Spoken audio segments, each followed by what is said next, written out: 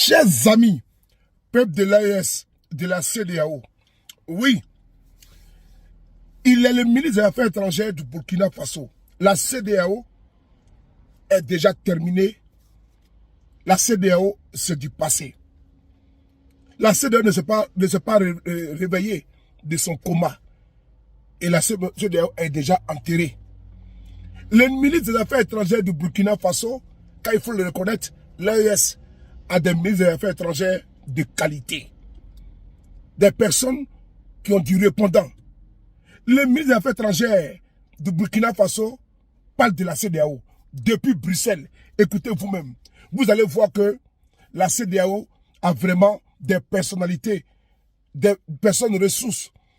À tous les niveaux, ils sont prêts, ils sont dynamiques et ils sont vraiment clairvoyants. On écoute ensemble le ministre des Affaires étrangères du Burkina Faso. On écoute. Pour revenir à la question de mon frère du Sénégal, c'est normal. Les divorces, c'est toujours douloureux, y compris pour celle qui part ou celui qui part, que pour celui qu'on a quitté. Et nous sommes probablement dans cette dynamique avec la CEDEAO, mais il faut comprendre que la dynamique qui a été enclenchée dans le cadre de l'AES, c'est beaucoup plus sérieux que ça. Ce n'est pas le fait d'avoir une histoire commune qui peut constituer l'argument clé pour revenir à une institution qui elle-même est en train de s'effondrer, qui n'existe presque pas. La CEDEAO, je suis désolé, est sortie de sa trajectoire depuis longtemps. C'est une communauté d'intégration économique. Elle n'est pas créée pour s'occuper des questions électorales. Ça, c'est venu longtemps après, vous le savez mieux que moi. Aujourd'hui, c'est devenu la matière première. Alors, il y a beaucoup de documentation sur ce qui concerne les élections, mais très peu sur la santé économique de l'espace. Et ça, je suis désolé. Tant que ça restera dans cette trajectoire, je ne pense pas que nous puissions avoir notre compte là-dedans.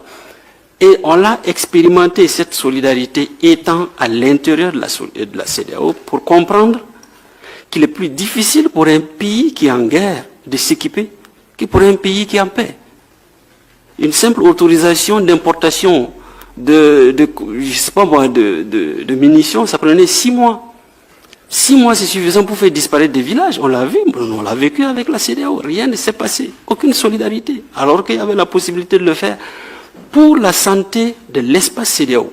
Non pas pour les 3 pays qui étaient l'épicentre de l'insécurité. Donc je pense qu'il y a un travail sérieux à faire. Et ce qui démontre que cette institution est vraiment mal engagée, c'est qu'elle ne se remet même pas elle-même en cause. Tout ce qui s'est passé depuis, les discours sont orientés sur un retour de 3 pays. Mais la CEDEAO doit revoir et faire son mea culpa et se dire, nous sommes une institution qui a trahi les motivations premières qui ont prévalu à sa création en 1975. Et ça, c'est effectif.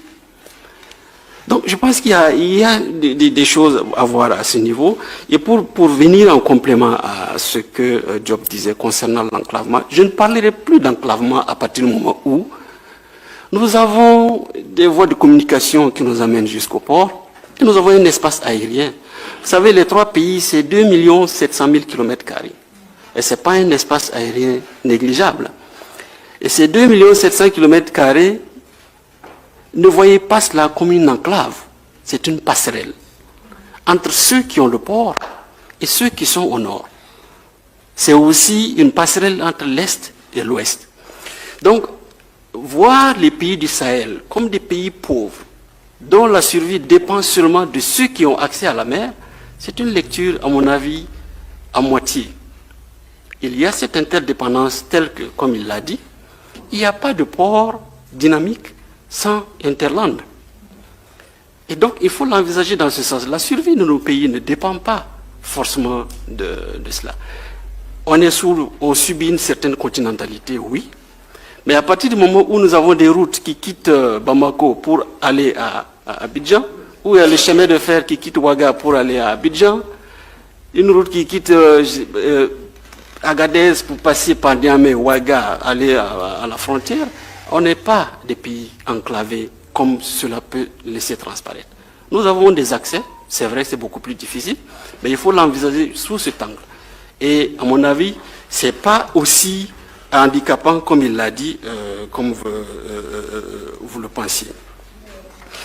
Le ministre Aurélien a mentionné quelque chose de fondamental et qui a contribué à souiller aussi l'image de la CEDEAO. Lorsqu'il parle de coup d'État institutionnel, tous ces jeux, comment est-ce que les constitutions ont souffert entre les mains des présidents qui sont quand même acclamés et qui s'illustrent par une certaine malgouvernance, mais qui continuent de modifier les textes qui sont acclamés toujours. Mais c'est quelque chose à laquelle le monde entier a assisté. Aujourd'hui, prenez les régimes qui sont qualifiés de putschistes et autres, allez-y évaluer leur gouvernance comparée à ceux qui sont venus par les urnes. Il n'y a pas commune mesure. Et là, je rejoins un peu la préoccupation de ma sœur, lorsqu'elle veut s'informer sur comment est-ce que la population se sent. Lorsque les populations comprennent que leurs aspirations constituent l'ossature des politiques publiques, elles adhèrent. Et c'est ce que nous vivons aujourd'hui. Venez au Burkina Faso, 6500 écoles ont fermé en 10 ans du fait du terrorisme. Il y a de cela 10 mois, plus de 1500 écoles ont réouvert leurs portes. Personne n'en parle. Mais quand on nous pose des questions, c'est toujours pour savoir quand est-ce qu'on organise les élections. Plus de 700 000 personnes sont reparties dans leur village. Personne n'en parle.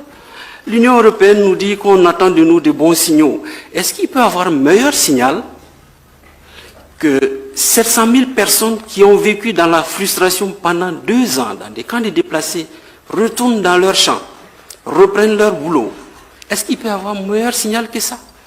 La reprise de Kidal a été l'un des plus beaux signaux. Pas même la CEDEAO n'a mentionné quelque chose.